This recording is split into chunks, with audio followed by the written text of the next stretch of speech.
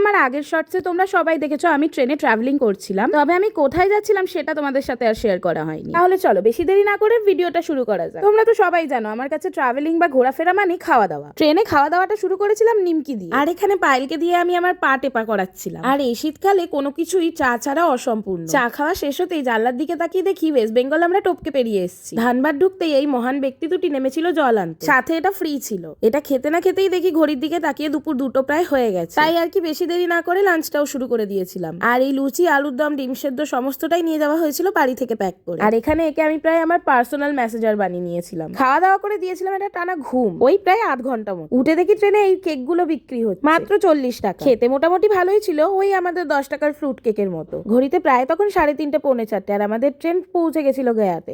কি করছিস? এখন দাঁড়িয়ে আছে আমাদের ট্রেন গায়াতে, একটু বাদেই হয়তো ছেড়ে দেবে। ভাবছি যে নিচে নামবো, বাট নিচে নামতেও সাহস পাচ্ছি না। তুমি ছেড়ে দিয়েছে ট্রেন না?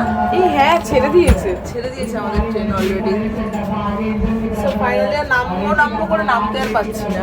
তো নামবো করে নামাতো আর হলো না। তবে সিটে বসতেই আবার মুখ চালানো স্টার্ট করে দিয়েছিলাম। আমি যদিও এটা খাই না, তবে এরা খেয়ে বলেছিল খুব একটা ভালো খেতে হয়নি। আর কি গল্প আড্ডা করতে করতে আমাদের প্রায় সন্ধ্যা হয়ে গেছিল। আর বন্ধুদের সাথে ট্রাভেল করলে যে কি তাড়াতাড়ি সময় কাটে তা বলে বোঝানো অসম্ভব। ঘড়িতে তখন প্রায় সন্ধ্যে 7টা, আর আমাদের ট্রেন ঢুকছিল বারাণসী। সন্ধ্যে হতেই সবার আবার খিদে পেয়ে গেছিল, তাই এখানে মাখা হচ্ছিল মুড়ি। আর মুড়ির সাথে খাওয়ার মতো কিছু ছিল না, তাই আমরা এখানে চিপস গুঁড়ো গুঁড়ো করে মুড়ির সাথে মেখে খাচ্ছিলাম। যদিও খেতে টেস্ট ভালোই ছিল। রাতে আমরা রুটি আর আলুর দম দিয়ে ডিনার সেরেছিলাম, কিন্তু সেটার ক্লিপ আর আমার নেওয়া হয়। তো আজকের জন্য এইটুকুই। Subscribe for part 2।